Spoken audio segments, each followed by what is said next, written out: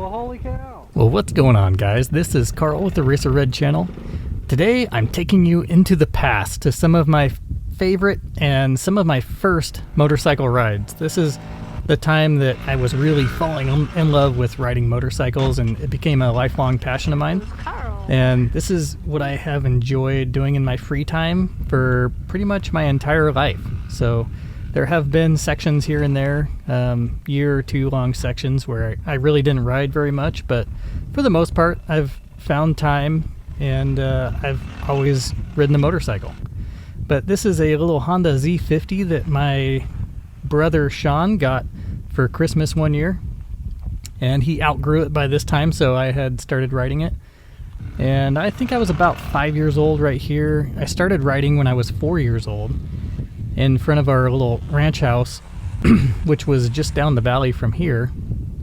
I crashed his bike in front of the house right on the sidewalk, and ended up getting in a little bit of trouble for that one. Just crashing his bike and trying to ride it without my parents' permission.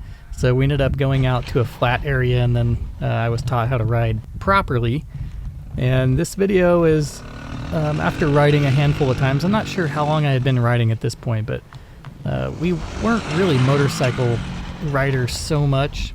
You know, by this video, I mean we were just riding every once in a great while. We weren't riding all the time, for sure. One thing about Unity, Oregon is that it is very, very cold most of the year, so this video would have been, you know, just a few months. There's like a few month window where you can really ride motorcycles comfortably, and you can tell, you know, we're wearing sweatshirts and stuff like that, so it's probably a little bit on the cool side. The timestamp on this video is definitely not right. I think it's more around 1991. It says 94 on it, but I would have been like 4 or 5 here, so it would have been 91. But yeah, this Z50 was a little beast. We rode a lot of Hondas. My brother Sean's friend Tim, where he rode motorcycles with us, and he had his own bike. He had a little Honda.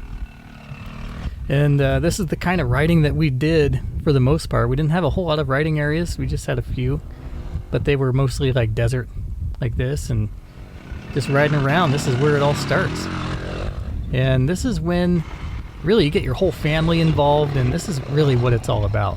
This is what I'm trying to accomplish in current times with my family, is bringing motorcycles into existence kind of among our family and have that be a source of cohesion among our whole family. So, I mean, it's a great source of adventure.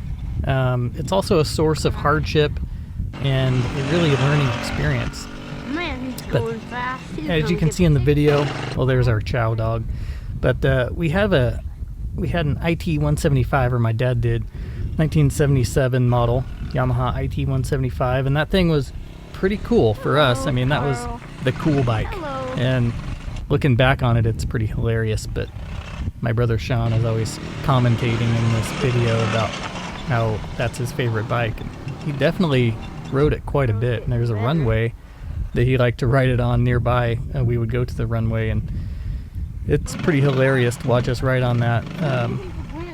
There wasn't a lot of riding area. Like I said, it's just a few hills here and there, and then we had this giant runway that we would go back and forth on. And I rarely really liked to do the runway because my Z50 was so limited as far as top speed or anything like that, but my brother liked to take that IT-175 and just pin it. Just go full speed on that thing. Here I am doing some more runs up the hill, going up some of the hills. I remember I was too scared to do both hills because it was a little bit steep, so I didn't feel like it had enough power. Here's my dad on the IT-175, just tearing it up, going down the hill. I don't know what he was doing. He wasn't wearing his helmet, which I did not like when I was a kid. It freaked me out because helmets were such a part of riding motorcycles. Even from the very beginning, I was always taught that you can't even step onto a motorcycle without a helmet on, and I still feel that way for the most part. Every once in a while I'll ride without a helmet just to go, you know, across the driveway or something. I mean, just really short, slow rides, but for the most part, I do not mess with riding a motorcycle without a helmet, no matter what. I really like the commentary. I left a lot of that stuff in because it's pretty hilarious. Never seen Dad go so fast. But we were just riding motorcycles in a small little town. These were old bikes, even by the standard of 1991. Actually, this Z50 was fairly new. I think it was an 80, and I'm not sure, 88? Pretty sure it was an 88. But my brother outgrew it pretty quick, and he liked to ride that IT-175, which was a beast for him. And later on, I would ride it a little bit. It wasn't until the late 90s that we were able to get newer bikes. So we ended up getting XR 100s, and I got an XR 100, and my brother got an XR 250. I think they were 1997 models. Why? Oh, they almost run into you, huh? Why don't you Here I am telling on my brother. I couldn't go up across the road because I was afraid of getting run over.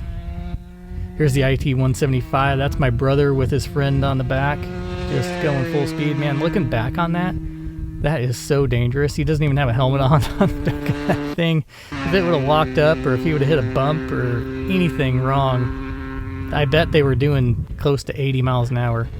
But it's hilarious to watch these old videos, because I'm pretty sure 2 out of 3 of these bikes are my dad's bikes. He used to just keep... He would just keep all of them, all of the old ones that he used to ride. This is the old school riding that I used to do, and this is really what got me into riding. And I see a lot of new riders out there who are wearing the same kind of gear and riding in the same style, and that's where we all start. And in fact, I have a lot more respect for those of you who have been self-taught and you weren't kind of like just grown up in it and kind of... It was part of my culture. It was like so easy for me to get into it, but it's a really hard sport to get into. So yeah, much respect for those who got into it by yourself and learned by yourself. That's really impressive. Anyways, guys, just wanted to share this video with you. Catch you on the next one. Peace. Alright guys, I just wanted to thank my Patreon supporters. That would be Lance Darnell, Jim Jolson Jr., Kurt Kinghorn, Daniel Roush, Brian Thomason, Wade James, Moto Creek, Nathan Young, Jason Froling. I appreciate each and every one of you guys. Thank you.